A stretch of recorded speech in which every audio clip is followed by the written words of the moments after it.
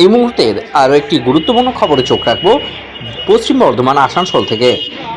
পশ্চিম বর্ধমান আসানসোল দক্ষিণবঙ্গ রাষ্ট্রীয় পরিবহন সংস্থা মাননীয় মুখ্যমন্ত্রী মমতা বন্দ্যোপাধ্যায়ের অনুপ্রেরণায় আসানসোল হইতে বাঁকুড়া ভায়া রানীগঞ্জ মেঝিয়া এবং কালীপাহাড়ি হইতে কল্যাণেশ্বরী ভায়া সালানপুর দেন্দুয়া দুটি বাস সার্ভিসেসের শুভ উদ্বোধন করলেন রাজ্যের মন্ত্রী মলয় ঘটক, জেলা শাসক এস পন্নাবলাম সহ আর অনেকে।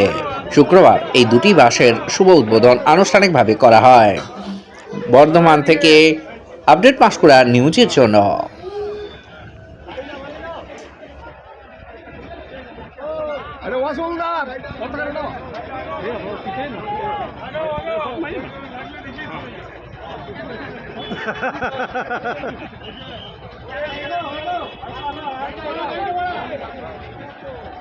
মাথা হাত ছাড়া মাথা হাত ছাড়া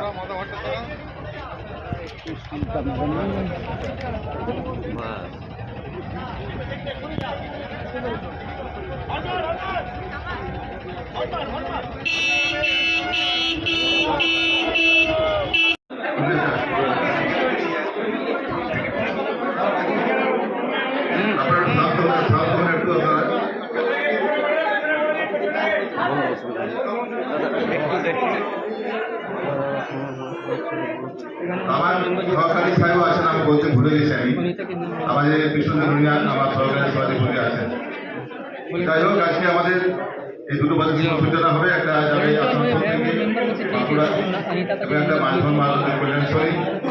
আমাদের সেই যাত্রী পরিষেবা আমাদের সরকারের পক্ষ থেকে করা হবে এবং যারা যারা আমরা ভাবতে পারি আমাদের হাতে আসলে অনেক কিছু বাসের প্রয়োজন রয়েছে। এখন আমাদের পাশাপাশি আমাদের পুরুলিয়া এবং আমাদের বীরভূম, এদের সঙ্গে যোগাযোগ করার জন্য, জেলাগুলোর সঙ্গে যোগাযোগের জন্য আমাদের অন্য আরো অনেক বাসের প্রয়োজন সেগুলো হবে এবং যাতে করে মানুষের কোনো অসুবিধা থেকে দুটো রুটে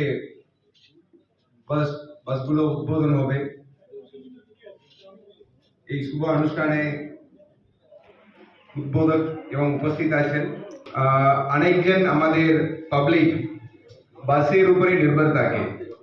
এটা দুটো কারণ, একটা বাস প্রচুর মানুষকে একসঙ্গে নিয়ে যায় আর গ্রামের কোনা কোনায় পৌঁছে যায়।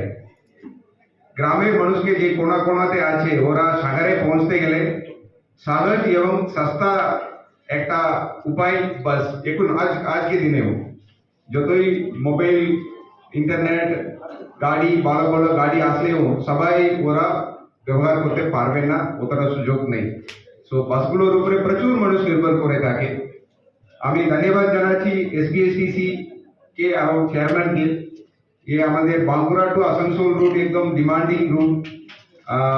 আর একটা আমাদের কালীপাহাড়িতে যে কল্যাণেশ্বরী যেটা টুরিস্ট স্পট, ওটাও সস্তাতে লোক পৌঁছতে পারে। আমি শুনলাম এমডি সাহেব বললেন আরো 200 বাস এখানে ওনারা পরিষেবায় দেবেন। আশা করি ওটা আরো আমাদের মানুষদের জন্য ভালো ব্যবহার হবে। ধন্যবাদ।